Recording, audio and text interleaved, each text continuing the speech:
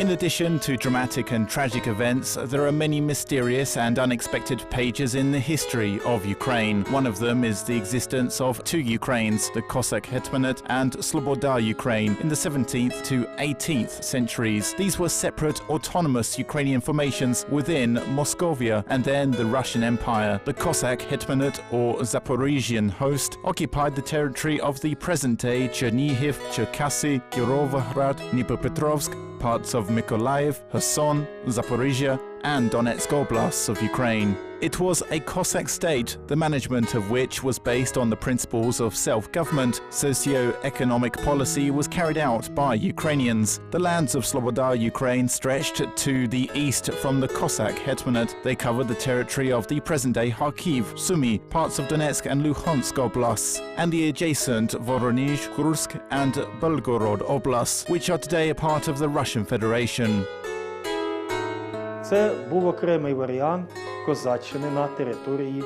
This was a separate variation of Cossackdom on the territory of ethnic Ukraine. However, it did not obey the hetman, but the Russian military services, although it preserved its Cossack autonomy. Unlike the Cossack Hetmanate, Sloboda Ukraine was administratively subordinated to the Moscow government, although in the 10th century this territory was part of the Principality of Chernihiv. It was these boundless territories that became the arena of the struggle of the princes of the north with the Polovtsi hordes, which were sung about in a heroic poem of ancient Russia, the tale of Igor's campaign. This fertile and blooming land in the area of Princia was destroyed and devastated in the 13th century during the Mongol invasion. As a result of its devastation, it was called the Wild Field. Until the 17th century, Ukrainian settlers came to the Wild Field from time to time, but they did not change anything in the overall picture of the region. The Orthodox Church was one of the first that started colonization of this region. For example, the first reliable mention of the famous Sviatohirsk monastery dates back to 1624, when the clergy was given the right to own this land. It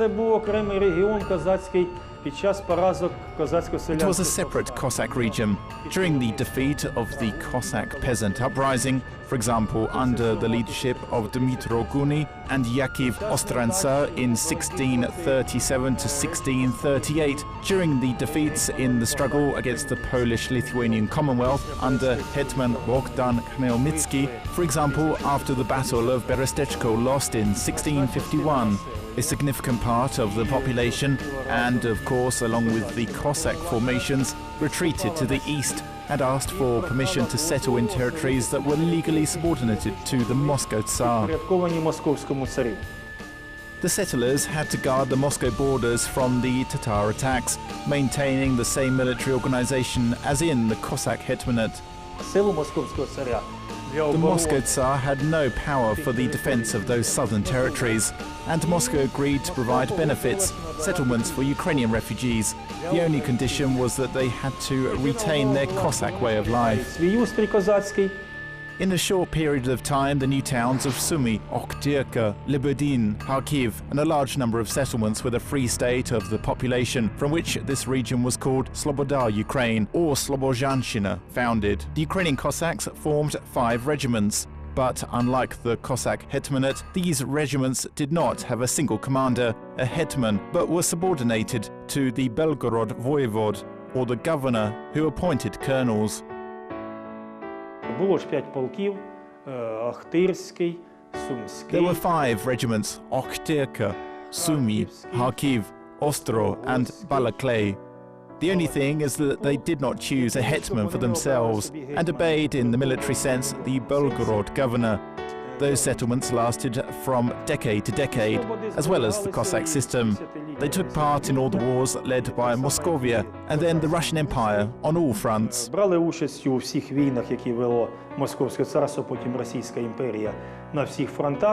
The Sloboda region, thanks to the favorable climatic conditions and the fertile black earth, was famous for its great wealth and high economic culture. There were no close ties between the Cossack Hetmanate and Sloboda Ukraine.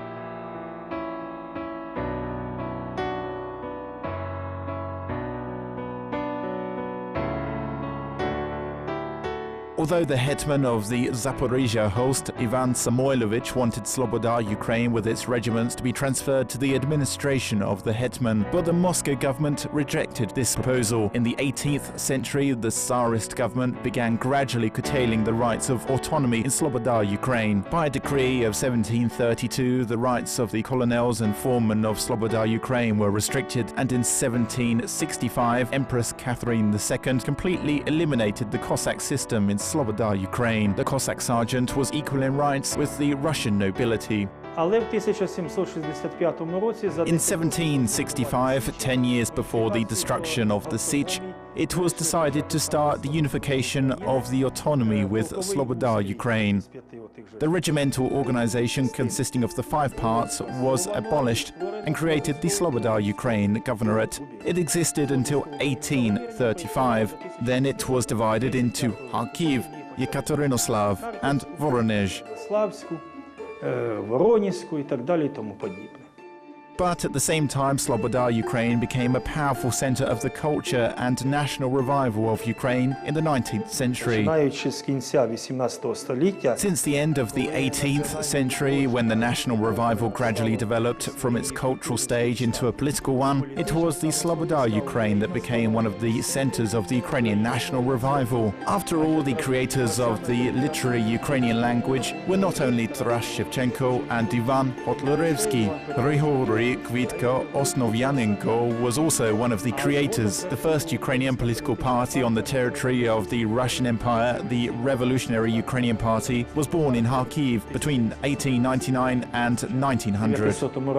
One of the founders of the Revolutionary Ukrainian Party was Kharkiv lawyer and active figure of the Ukrainian national movement of the late 19th and early 20th century, Mykola Mikhnovsky. He was the first to put forward the idea of an independent Ukraine, headed by a hetman.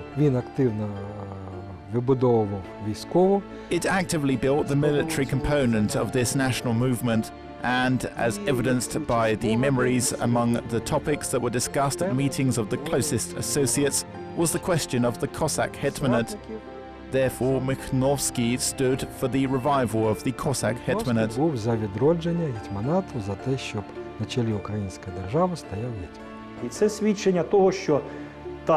This is evidence that Sloboda, Ukraine, that version of the Cossacks during the transition of the political stage of the national revival, became almost the leading one at some point.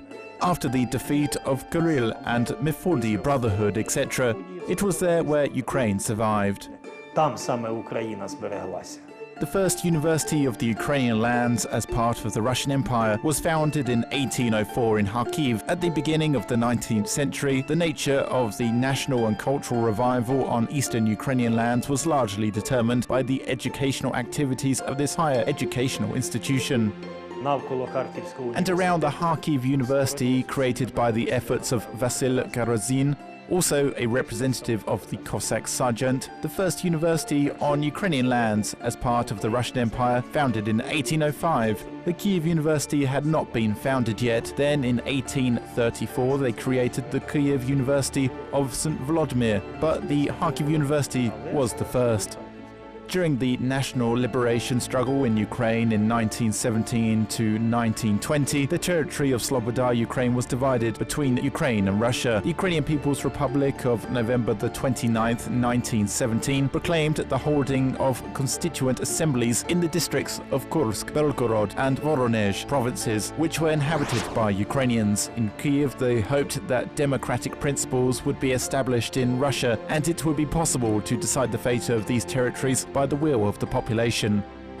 Українська Центральна Рада проголосила третій універсал, яким задекларувала створення УНР в складі федеративної Росії. І зразу зауважу, The Central Rada proclaimed the Third Universal, which declared the creation of the Ukrainian People's Republic in Federal Russia. I immediately note that when the thesis about Federal Russia was put forth, then the United States of America was the example for many Ukrainian activists for the arrangement of European countries after the war and the spaces of the Russian Empire. Російської імперії для багатьох українських діячів були Сполучені Штати Америки. як федеративна держава. As a federal state where each state had very large rights, the United States was such a model of democracy and justice in resolving many issues, including issues of national significance. Справедливості у вирішенні багатьох питань, в тому числі національних. However, the hopes of the Ukrainian People's Republic leadership for a democratic and good neighborly solution of national and territorial issues proved in vain. Moreover, in December 1917, Bolshevik Russia launched a war against Ukraine. In February 1918, during the signing of the peace treaty in Brest, the question of the borders of the UPR was actively discussed. As a result, the territory of Ukraine had been significantly increased, but the second half of Sloboda Ukraine remained under the hegemony of Russia. The territory of the Ukrainian state under the Brest Agreement was much larger than we have today, and according to this agreement, the territory of modern-day southwestern Belarus, in fact the Ukrainian ethnic lands, was part of Ukraine. This is a whole modern Brest region. This territory, Mozhirshina, the territory of Homol, was where there was also Ukrainian ethnic land. And of course there was a large plot of the land of the Don host army. These are the modern cities of Tanorog and Rostov. This was also Ukrainian territory. That is, Ukrainians were extended as far as the Kuban. According to estimates of scholars, 1 million people lived outside Ukraine on adjacent territories after the victory of the Bolshevik regime. It accounted for 704,000 of the Ukrainian population. The government of the Ukrainian Soviet Socialist Republic handed over the relevant documents to the Russian Federation. There was a request to decide the fate of their compatriots in the Kursk, Voronezh and Belgorod regions for the benefit of Ukraine.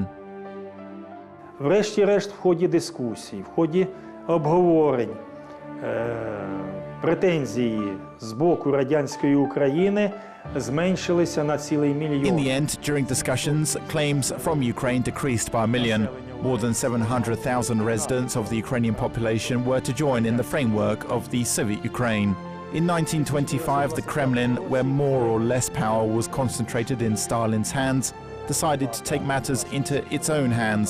In a word, it turned out, as I remembered and always told students, Ukraine has received adjacent countries with a population of 278,000 people. Студентам розповідав завжди, Україна отримала суміжних повітів із населенням десь 278 тисяч чоловік. Це з 1 704 000. Therefore, Sloboda Ukraine was torn between the two states forever. Part of the territory, such as the Sumy and Kharkiv Oblasts, remained as a part of Soviet Ukraine and now, respectively, in independent Ukraine. Another part remained in the composite of Russia, Voronezh, Kursk and Bryansk regions. Ukrainians who found themselves in Russia were deprived of the opportunity to learn their native language and were victims of a targeted policy of assimilation. As a result, they generally lost touch with their historical homeland. Всіх їх знов-таки, як і мешканців Північно-Кавказу. All of them, like the residents of the North Caucasian region of Kuban, were rewritten in the 1930s by the Russians. Ukrainian schools were closed, the policy of Ukrainianization was curtailed, they became truly Russian in spirit, in thought, etc. По мислі і так далі, і тому подібне. The 1930s exacerbated the difference between Ukrainian and Russian parts of Sloboda Ukraine. In the period of industrialization, industrial enterprises giants such as the Kharkiv tractor plant and others were built in the east of Ukraine. Here the number of local people has significantly increased. In Soviet Russia, the Ural was chosen as the center of industrialization. Industrial giants were built there. Therefore, the Russian part of Sloboda Ukraine compared to the Ukrainian part has become a regular province. The population of this region in search of a better life has constantly migrated either to Ukraine or to the central part of Russia.